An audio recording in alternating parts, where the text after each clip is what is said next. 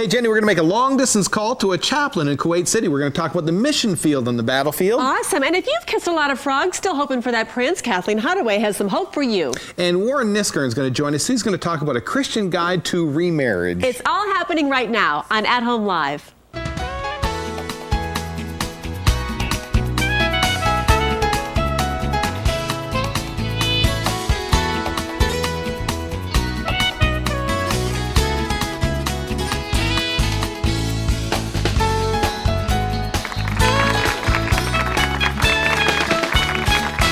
Welcome, everyone.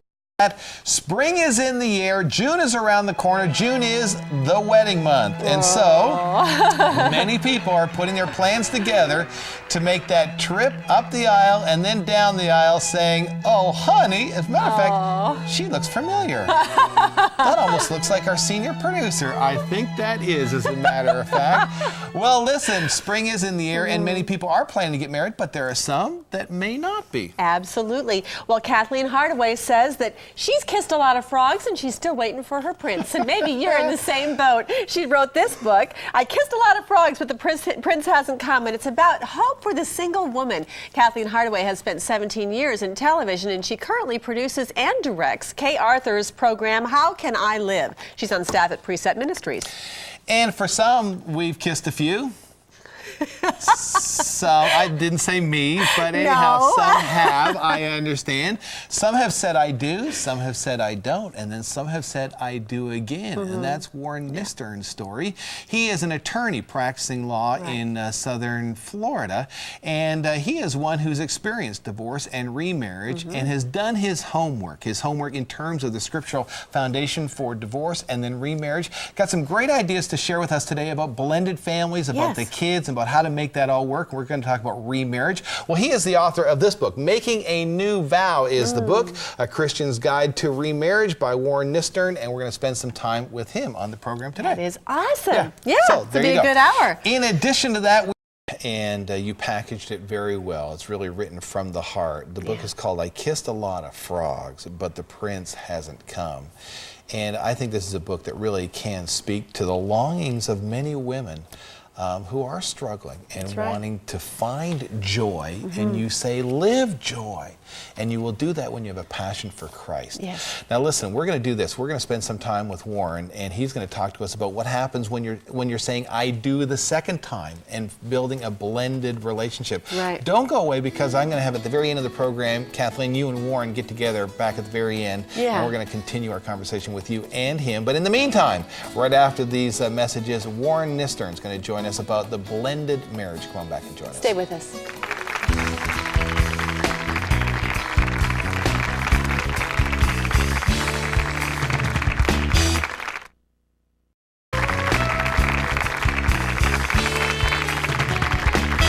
You know the story, it's told 1,000 times every single day. Let me tell you a Warren Kniskern story. It was 1984 when he said I do, thinking that would be the I do for the rest of his life. Right. Then came 1991 when I do became I don't. But then it was 1998 when he met the new love of his life and has put together a blended family and has done his homework from experience and from the research in terms of how to do this and how to make it right. He puts it in book form with this book, Making a New Vow. He's talking about a Christian guide to remarriage. He's been a practicing attorney for more than 28 years. Welcome to At Home, Warren Kniskern. Hey, Warren, how are you? It's great to have you. Thank you so much for joining us. Thank you. Warren, beyond all the facts, beyond all the figures, beyond all the details, the heartache and the hurt, one of the things that really got your heart was your son and how to make a new life for him without all the heartache. Tell us about that.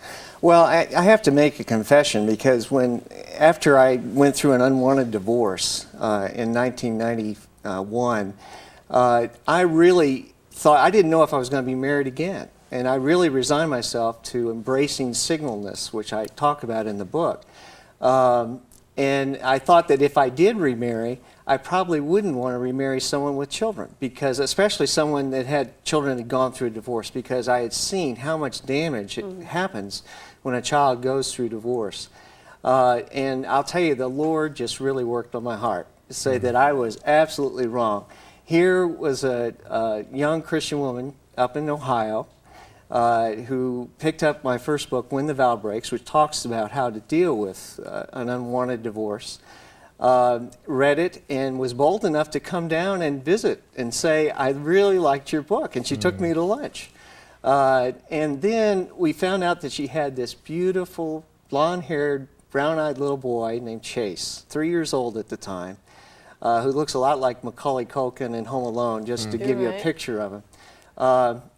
And she knew that my favorite psalm was Psalm 23, and she taught this little 3-year-old Psalm 23 from the heart, which he recited to me. And my heart just melted, you know, seeing how I need to love children that have come through a tough situation. And so that began a long journey that Cheryl and I, we worked together, we dated, we courted each other, but we also courted Chase and got him involved, and so that we were becoming like a family before we even got married. And that was very important when you're dealing with a remarriage. Yes. Warren, why do you think that if we just take a look at the numbers, we see that somewhere around 50%, by the time we've been married for about 15 to 18 years, right, there's about a 50% chance that we will not be with the same person that we said I do to. But then about 7 out of 10 of those people will remarry, and the divorce rate is higher for the second time around. You would think we learned some lessons, but actually that's not the case. What's your interpretation of that? I think it's very difficult. People are just not aware of how many different issues there are involved in remarriage. What are the differences? You've got children involved, you've got ex-spouses involved if there's a divorce, you've got people dealing with emotional issues, a lot of grieving that maybe has not been completed. You've got extended family, you've got ex-in-laws. It's a real circus in a lot of ways. It's not a marriage of a husband and wife like a first marriage. It's the merging of families. And you have everyone having their different perspective.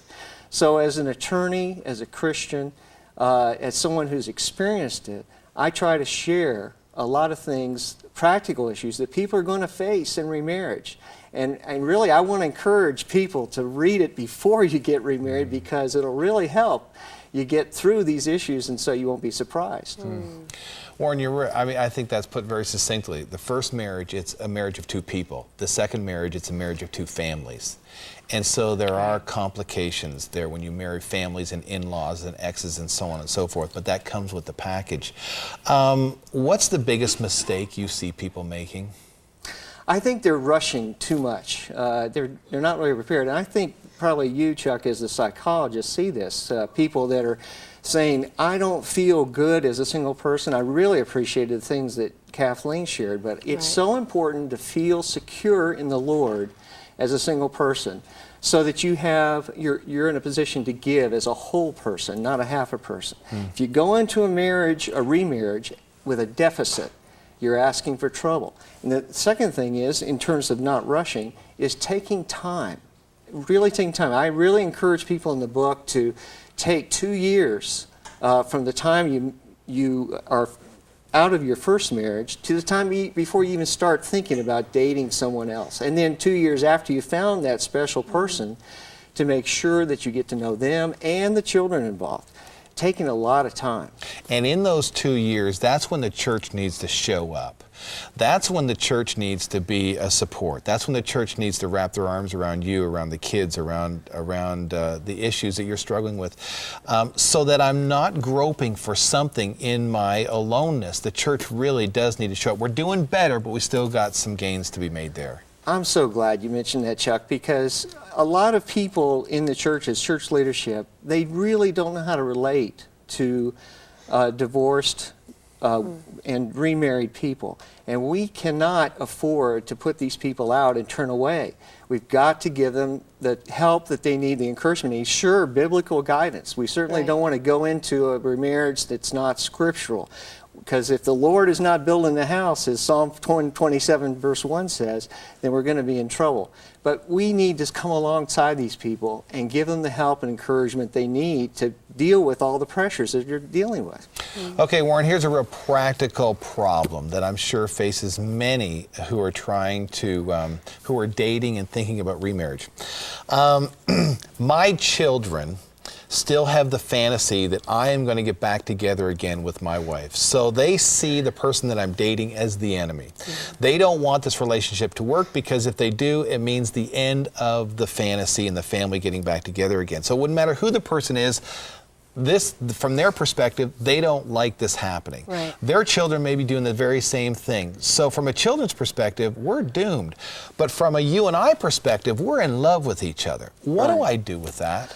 Well, I think it takes a lot. The couple needs to be unified as much as possible to show the child that there is a stable environment. As you say in your books, it's couplehood before parenthood. So there's got to be a unity there. But even before a remarriage occurs, we've got to court those children and bring them inside and let them know that, well, no, it's not going to happen. I'm sorry, you're not going to be able to get your mommy or daddy back, but you are getting a new family, and you are going to have many blessings that you maybe could not have experienced if you weren't in a remarriage environment. And there's jealousy issues that come up too. Chase said he was feeling a lot of jealousy about me because he was torn up inside about it. We tried to explain to him, you're going to get more than what you're lost. And we said, you shouldn't be jealous. He says, well, it's hard not to be jealous when you're talking about losing your mom. He's so bonded to his mother. But it takes a lot of time to reach out to the child, get them to be comfortable with you, let them know that I am for you, I'm not against you, and we are going to love you together. But see those dynamics, see the dynamics of a little boy who says, I just lost my daddy because he walked out the front door. Now somebody's dating my mommy, and I'm afraid I'm going to lose her, and I'm going to be left all by myself. And I just think that we need to understand the mind of a child so that we can soothe, we can comfort, we can bring wisdom to the table, because for them, that is what's going on right now, and this is a very scary thing to happen. It is very scary. As a matter of fact, even children who you think have dealt with the issues, are still struggling with it. We were swimming in our pool one day and having a great time, and Chase came out of the blue and says, will you and Daddy ever divorce? I mean, he still carries it on the inside. So we've got to really minister to those little ones and let them know that they're secure, not only in the Lord, but with us. That's great. Well, the book that you bring to the table is a book entitled Making a New Vow. And for those who are thinking about saying I do once again, Warren does a great job, the details, the myths of remarriage, the details and so on and so forth, to really give us some beef to say, here, deal with this before you say I do, and you'll be much more prepared to make that marriage everything you want it to be. Well, we have asked Kathleen to stick around, so we're going to ask Warren to stick around. We're going to take a break, and we're going to conclude the program with some thoughts from both of them about starting all over. Come on back and join us. Stay with us.